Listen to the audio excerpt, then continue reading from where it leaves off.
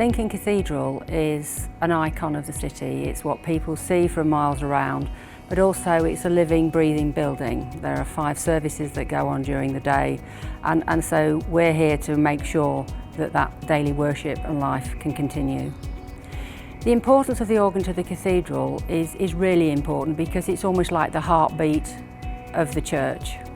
It fills the whole sort of nave and the choir with music and sounds, and sometimes it can be sweet melodies and sometimes it can be really played with gusto and really sort of almost makes the windows rattle.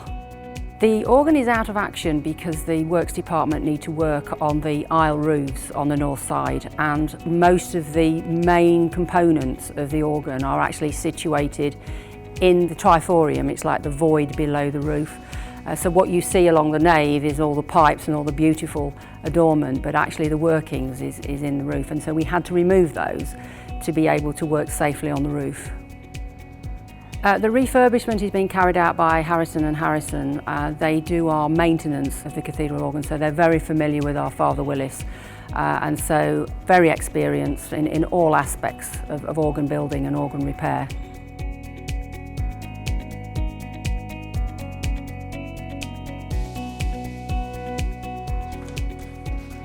We're here at day one just to really get our feet and our bearings and then make a start on reassembling things.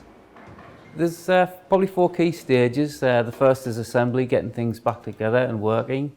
Then we test things through to make sure the wind is sound and all the pipes are in the right order and playing the right notes. And then we do tuning and regulating. We have to listen to every pipe individually and make sure that volume is right for that stop. The craft skills we have to rebuild the organ is a lot of woodwork. We do use metal work to repair pipe work. There's electronics in this organ as well. We put a new electronic system in the 90s, so we do have to reinstall that and make sure that's working well. And leather work as well. We do make sure all the wind reservoirs are sound and they haven't got any leaks. And we may need to use hot glue, the traditional animal glue that we use to patch reservoirs. People find surprising the fact that there's that many pieces to then screw back together. A lot of people just see the facade pipes and they think that's the organ, but there's a lot of mechanics behind there. If there's any leak, even if there's a pinhole, it'll show up and it'll produce a wind roar or a little hiss that you don't want around the cathedral when the wind's on. We're at the end of our first week, so we've pretty much got main bits of the organ back together now. Swell soundboards. We're working on the pedal section around the corner as well.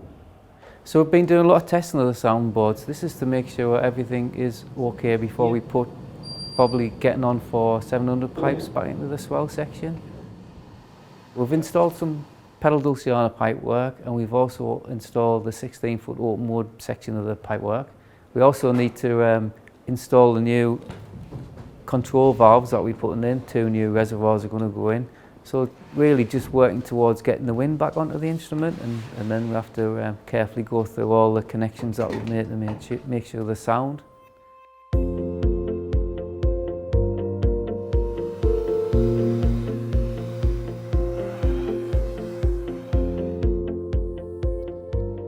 Well, the organ parts now have all been put back together. That large jigsaw of pipes and long tubes and boxes is all back together. And now it's at a point where Harrison & Harrison needs to start doing the tuning. The fine tuning of the organ is the very last element, so when that is complete, we will know, job done. It's brilliant to see the organ almost complete, to see all of those parts going back together. It's really intricate work, and from us as representing the works department as craftspeople, to watch other craftspeople at work has been fantastic, and Harrison & Harrison have done a brilliant job in restoring the organ and putting everything back together. The last time that we heard the organ in full volume was almost 2 years ago, at the time when we started the roofing of the cathedral. I think a lot of people have been totally unaware that the organ has been partly dismantled, and I think that's credit to our organists because they've had to learn to play the instrument in a different way. But we're really excited now that from our organ laureate's point of view, he's really looking forward to getting the oomph back into the organ and really being able to give it some gusto.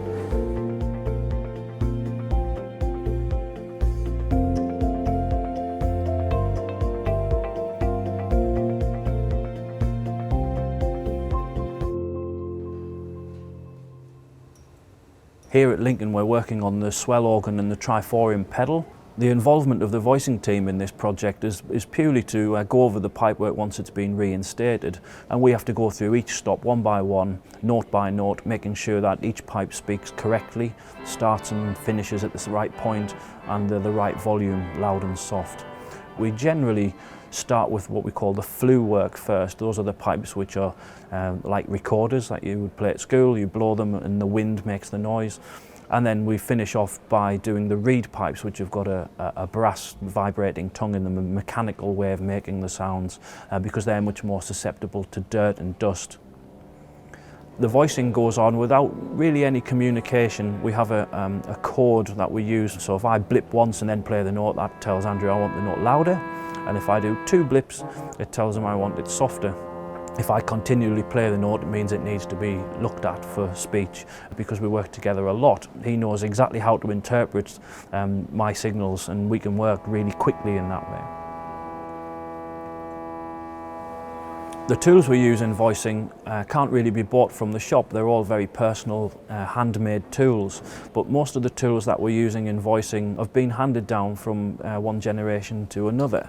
So we have a lot of quite historic, valuable tools that we use, and it's a bit of history because you feel that these tools have been used on pipes for a long time.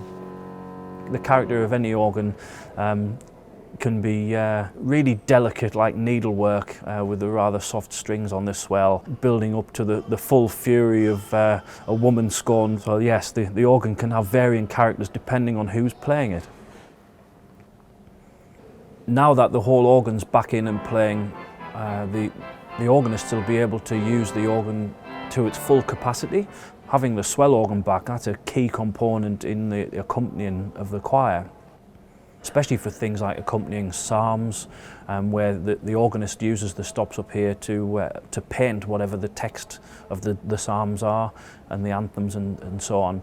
So they can do all the angels crying noises on the swell with the box tight shut, and then of course the lyings roaring after their prayer. They can unleash the heavy artillery of the swell. So having all of those colours back for the organist is going to be a great bonus, and I'm sure they'll enjoy getting their acquaintance back with them.